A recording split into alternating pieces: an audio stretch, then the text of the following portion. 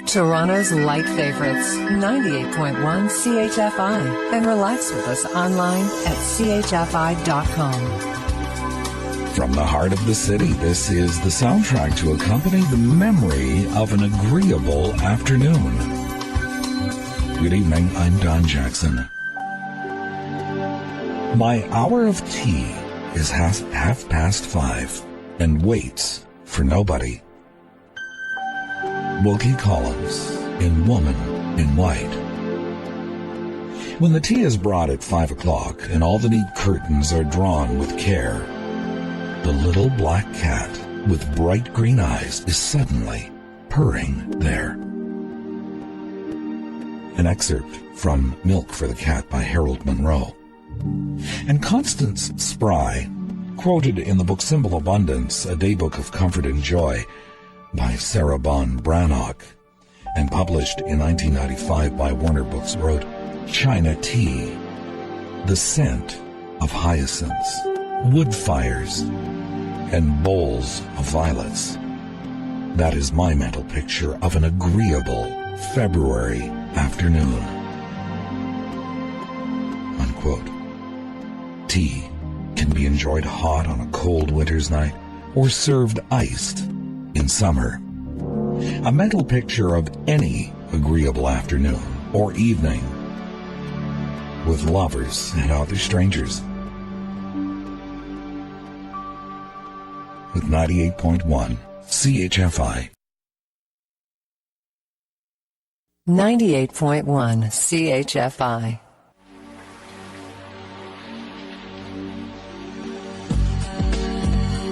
A warm summer night with the falling rain. I sit in a cafe alone.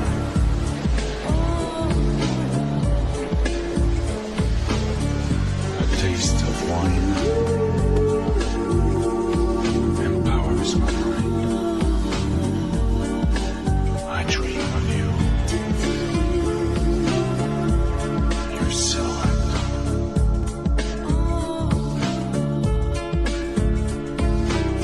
Hear my voice. The one you love. Stay with me. Stay.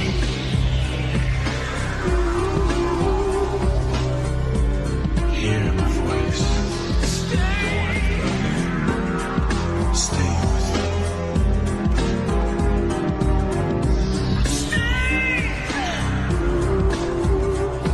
You're all that I need.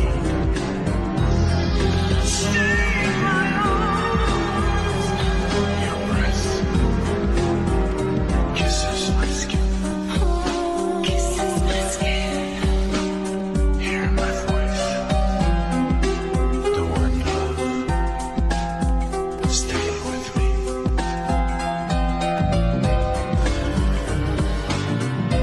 I'm alive with a desire. You're all that I need. The soul of your voice. Your breath. Stay.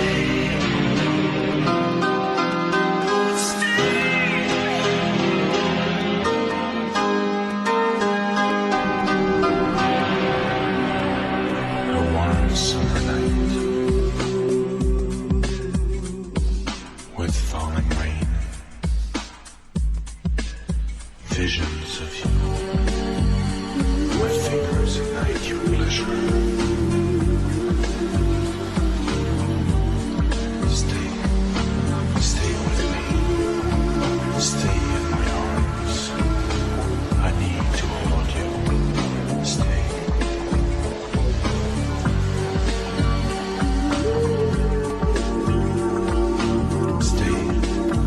Stay with me. Stay in my arms.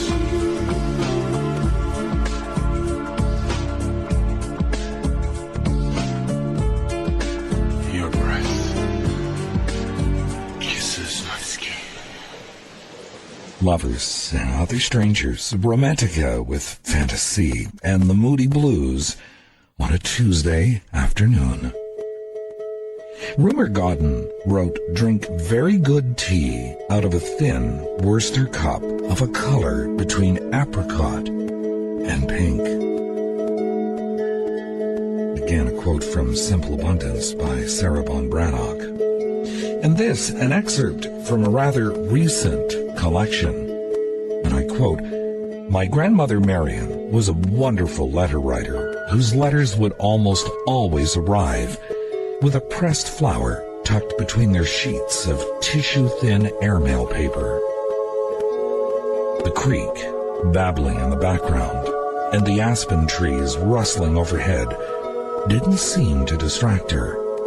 Her tea would get cold at her elbow as she concentrated on her correspondence, hurrying to finish just one more letter." Unquote, an excerpt from a story called "Pressed Close to My Heart" by Anne Pettingell Wilton, and featured in the collection Flowers Are Forever, a glorious garden of more than 100 inspirational stories by Kathy Lamancusa, a fireside book published a few years back. How many times have you been so involved in something that your tea has gone cold? Do you remember the ruse designed by the Great Gatsby to reintroduce himself into Daisy's life? And Daisy ought to have something in her life, murmured Jordan to me. Does she want to see Gatsby? She's not to know about it. Gatsby doesn't want her to know. You're supposed to invite her to tea. The words of F. Scott Fitzgerald. I don't think they ever did drink that tea on that long ago summer's day in the 1920s. Lovers and Other Strangers from 98.1 CHFI.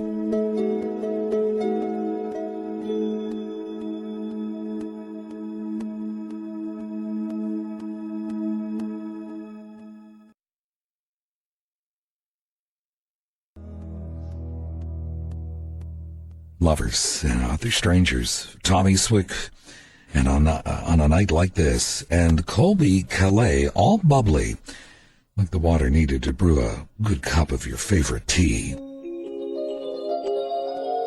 I love you for the smallest things. Bluebells on my desk. A pat on the head when I made an awful speech. A cup of tea in the middle of a deadline panic. Being the only one to tell me that the green skirt really does make me look like a sack of potatoes. And the big things, giving me all the best things in your life. Sharing my joys, being kind to me in all my failings, and giving me courage. Unquote, a poem called Always There For Me by Helen Thompson, from a collection called To My Very Special Love, edited by Helen Exley, published in 1972 by Exley Gift Books. There is a great deal of poetry and fine sentiment in a chest of tea. Ralph Waldo Emerson in Letters and Social Aims. And this excerpt from an article by a Pulitzer Prize-winning author, and I quote, "I stirred tea with her spoon and suddenly remembered the way she handed me silverware each night to set the table." Unquote, an excerpt from a story that originally appeared in the October 8th, 1990 issue of the Baltimore Sun by Alice Steinbach, a columnist and reporter for the Sun. She won the Pulitzer Prize for feature writing. We learn our elaborate tea ceremony the way it's handed down from the previous generation, as in the case of Alice Steinbach writing about her mother. And our literature gives us many examples of how tea can be served. A table gleaming with the light of candles, the silver of the samovar, and the tea service of transparent porcelain. Leo Tolstoy from Anna Karenina. Lovers and Other Strangers from 98.1 CHFI. Lovers and Other Strangers, Rod Stewart with These Foolish Things. My companion writing is to be found in The Tea Leaves. Log on right now to the CHFI website. Follow the links on the homepage to my weblog at CHFI.com. And Lovers and Other Strangers returns. I'm Don Jackson. Romance set to words and music. Lovers and Other Strangers on 98.1 CHFI. Toronto's light favorites, 98.1 CHFI. And relax with us online at CHFI.com. And welcome back to an elaborate, intimate tea ceremony with Lovers and Other Strangers. Now a blog as well at CHFI.com. I'm Don Jackson.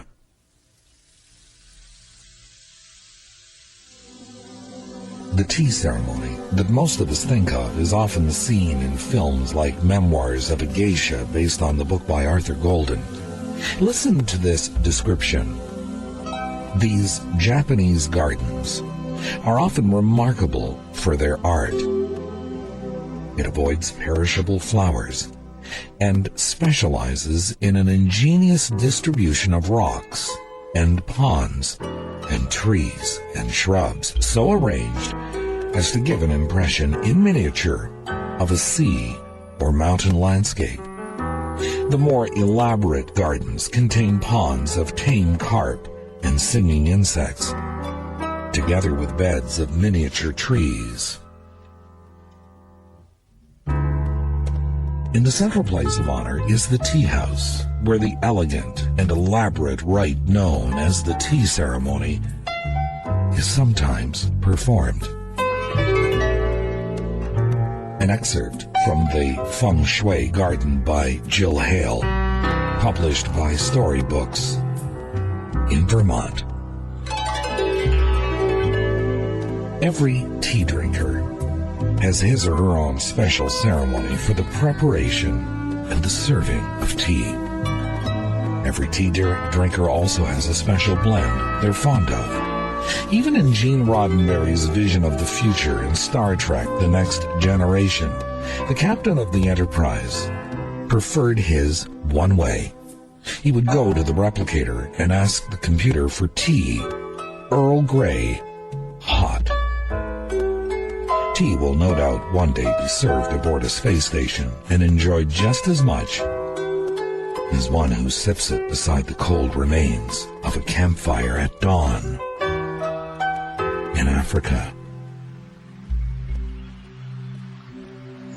Listen to this excerpt, and I quote, "He did not hear the leopard in the camp, but he knew he was there, and he went back to sleep. The leopard was after meat, and there was plenty of meat, so there was no problem. In the morning, before daylight, sitting by the ashes of the fire, with his tea in the chipped, enameled cup, he asked if the leopard had taken meat."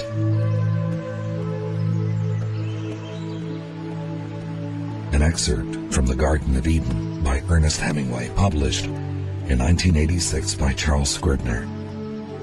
One thing I've noticed, some tea and coffee drinkers prefer one special cup, no matter how old, even if it is chipped. They might even take it to the neighbors next door. Maybe it has sentimental value, like the one mentioned in my blog, Tea Leaves. Christopher Fry once quipped that coffee in England is just toasted milk. The English probably have plenty to say about how the rest of the world makes tea. Unquote, an excerpt from the November 2002 issue of Chatelaine. Visions of palm trees, polo, and tea served on the veranda are part of our fascination with the British colonial era, popularized in part by such films as Out of Africa and Masterpiece Theater's The Jewel in the Crown. Unquote. Another excerpt from another issue of Victoria, the October 1999 issue. I've developed a taste for Earl Grey tea. I find I'm brewing a cup some nights while I'm here to do this show. I prefer mine hot as well, but also sweet. I find Earl Grey a relaxing way to share the evening with you. Earl Grey is, of course, based on the unique flavor of bergamot. Others might prefer the flavor of green tea or black tea or orange pekoe, which reminds me of something I read some time back. This interesting bit of memorabilia was from a short item by Jude Isabella in En Route magazine and also featured in the RD Relationships column of the November 02 Reader's Digest, and I quote, "The hedgehog was one of about 150 porcelain figurines included in packages of red rose tea when I was a kid. In the 1960s and 70s, window ledges across the country became figurine museums. However, after Unilever bought Red Rose Canada in 1984, the figurines were discontinued here. Today, Canadian collectors scour the internet for some of the 200 million figurines scattered across North America. The trade is brisk. The post-accident Jack and Jill now fetches $120. Unquote. Sam Levinson from You Can Say That Again, Sam, published by Pocketbooks, wrote, "I learned from experience that if there was something lacking, it might turn up if I went after it, worked for it, saved up for it, but never if I just waited for it. Of course, you had to be lucky too. Although I discovered that the more I hustled, the luckier I seemed to get. Besides, most of the happiness was in the pursuit. As my Uncle Benny used to say, it's not the sugar that makes the tea sweet, but the stirring." Unquote. Sam Levinson from You Can Say That Again, Sam, published by Pocketbooks. We're enjoying a cup of tea together tonight with Lovers and Other Strangers from 98.1 CHFI.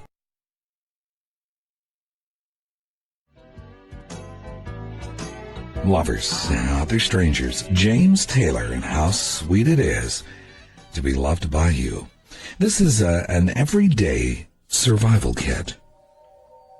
And this is what you need: a toothpick, rubber band, Band-Aid, pencil, eraser, chewing gum, mint, a candy kiss, and a tea bag. And here's why. The toothpick to remind you to pick out the good qualities in others. The rubber band to remind you to be flexible. Things might not always go the way you want, but it will work out. A Band-Aid to remind you to heal hurt feelings, yours or someone else's. A pencil to remind you to list your blessings every day. An eraser to remind you that everyone makes mistakes and it's okay. Chewing gum to remind you to stick with it when you can accomplish anything. A mint to remind you that you are worth a mint to your family and friends. A candy kiss to remind you that everyone needs a kiss or a hug every day. And a tea bag to remind you to relax daily and go over that list of blessings. That everyday survival kit. It's author unknown. Lovers and Other Strangers from 98.1 CHFI. Lovers and Other Strangers. Daniel Powter with a coffee to go at the end of a bad day. Others might prefer their tea to go. And Anita Baker and Sweet Love.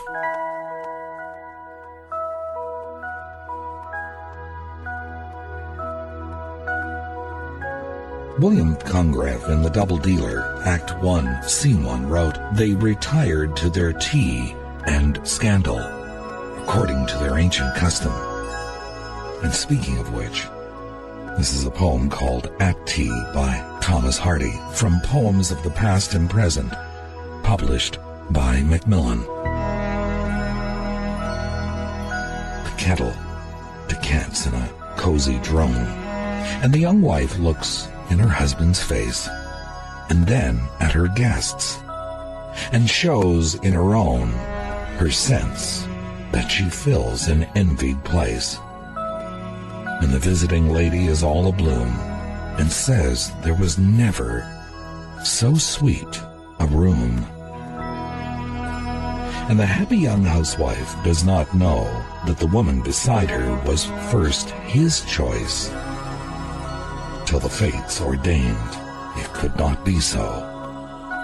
Betraying nothing in look or voice, the guest sits smiling and sips her tea, and he throws her a stray glance, yearningly. Lovers and Other Strangers from 98.1 CHFI. Stay tuned. Lovers and Other Strangers returns. I'm Don Jackson. Passion set to words and music. Lovers and Other Strangers on 98.1 CHFI. Toronto's light favorites, 98.1 CHFI, and relax with us online at CHFI.com.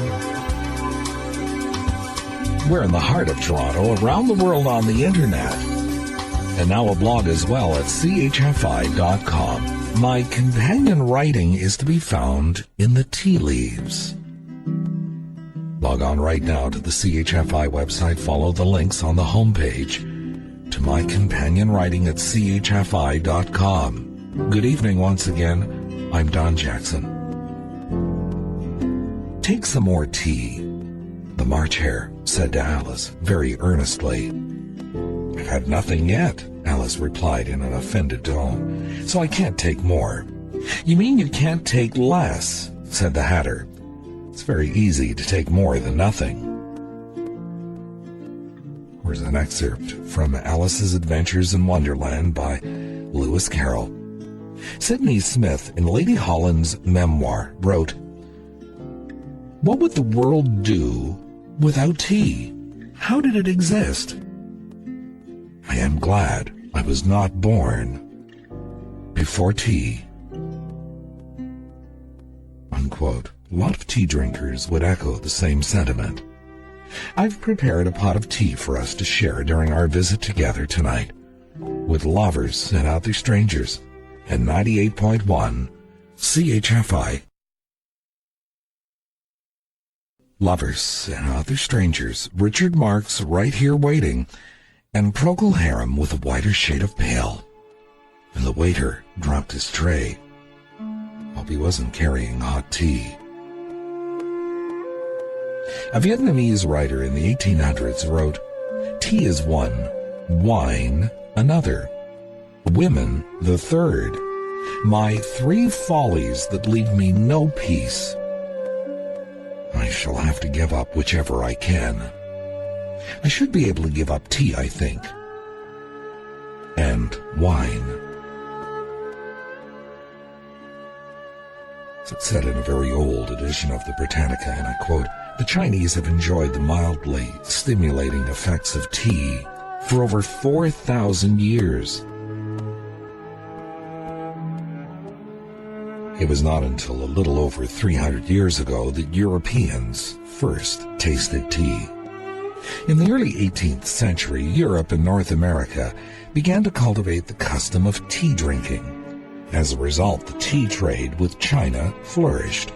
Speedy sailboats, called tea clippers, were built to carry the delicately flavored tea's leaves to North America and Europe. Black and green tea leaves come from the same plant. When black tea is desired, the rolled green leaves are spread out again and covered with wet cloths to keep them moist. The leaves ferment and change to a blackish color. Much of the green tea used comes from China, where the leaves are not fermented. The highest grade of black tea is orange pekoe, which is made from the youngest and tenderest leaves of the plant. Oolong tea. is not green tea, not really black since it is only partly fermented. Many fine teas have flavors such as jasmine added to them to appeal to special tastes. Unquote. These statistics are somewhat dated, but this writer goes on to say the average Briton requires 9 pounds of tea a year to satisfy his needs. In Japan, an elaborate ritual surrounds the drinking of tea. Unquote. And now with so many different blends as well as specialty shops, no doubt that number has risen. In the past, the Chinese government sent tea to Tibet, pressed into bricks and packed in wet hides. When these shrink, the package becomes extremely hard. These packs are carried over deserts and through mountain passes for more than 1,000 miles. Formerly, a large part of this yearly shipment was to the Tibetan lamasseries or monasteries. In Tibet, these bricks were used to make soup. The bits broken off from the bricks boiled together with flour dumplings and butter and eaten with a spoon. Unquote. Lovers and Other Strangers from 98.1 CHFI.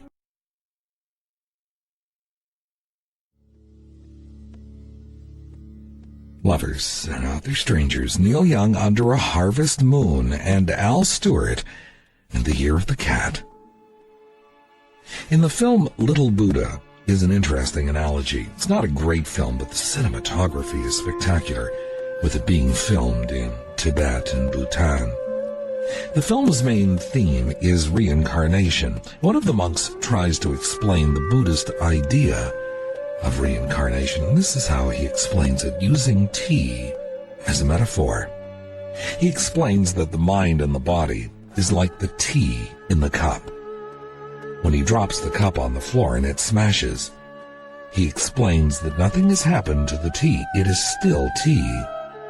The cup is no longer intact, but the tea continues.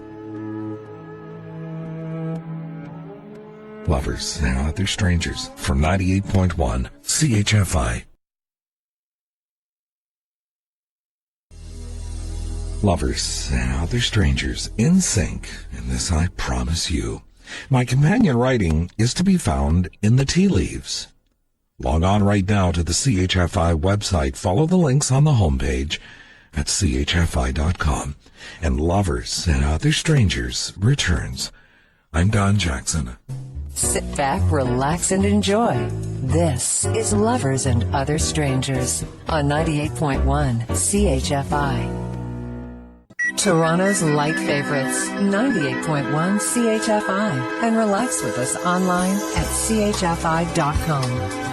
Welcome back to an elaborate, intimate tea ceremony with Lovers and Other Strangers, now a blog as well at CHFI.com. I'm Don Jackson. We've learned one lesson about the tea and the teacup. Here's another. It's called Be Like the Kettle. Its author is unknown.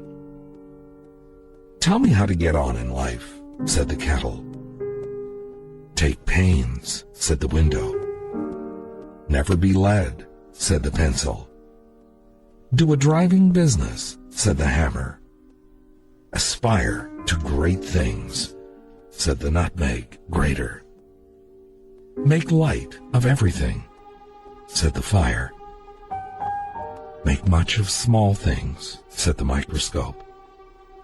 Never do anything offhand, said the glove. Just reflect, said the mirror. Be sharp, said the knife. Find a good thing and stick to it, said the glue. And that's why the kettle sings as she works, and works as she sings. Lovers and Other Strangers from 98.1 CHFI. Lovers and Other Strangers Celine Dion in some small way, and Paul Anka with Anthea Anka. And Do I Love You? Here's one more lesson. It is called People Are Like Tea Bags, and again, its author unknown. Sometimes people come into your life and you know right away that they were meant to be there. They serve some sort of purpose, teach you a lesson, or help you figure out who you are or who you want to become. You never know who these people may be: roommate, neighbor, professor, friend, lover, even a complete stranger, who when you lock eyes with them, you know in that very moment that they will affect your life in some profound way. And sometimes things happen to you, and at the time they may seem horrible, painful, and unfair.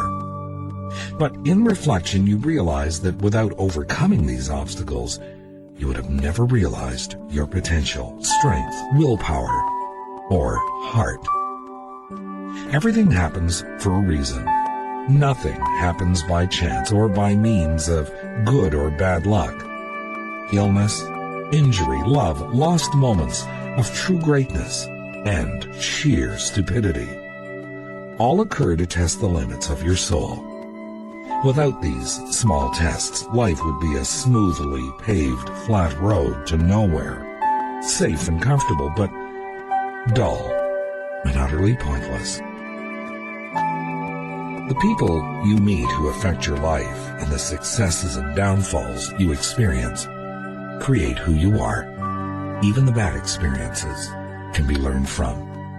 Those lessons are the hardest and probably the most important ones. People are like tea bags. You have to put them in hot water before you know how strong they are. Unquote. Lovers and Other Strangers from 98.1 CHFI. Lovers and Other Strangers, Sarah McLachlan, Fallen. So when you think you're at wit's end, when you can't stand the pain anymore, brew yourself a pot of your favorite tea and savor its delicious flavor and aroma in your favorite old cup. The glacier knocks in the cupboard, the desert sighs in the bed, and the crack in the teacup opens, a lane to the land of the dead. An excerpt from As I Walked Out One Evening by W.H. Auden. What did I say earlier about cracked or chipped teacups being favorites? Lovers and Other Strangers from 98.1 CHFI.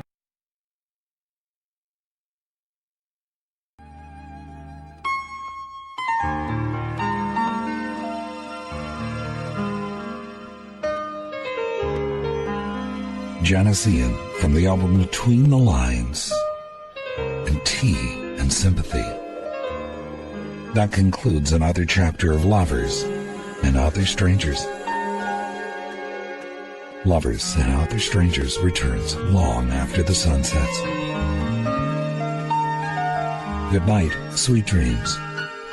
I'm Don Jackson. Romance set to words and music. Lovers and Other Strangers on 98.1 CHFI.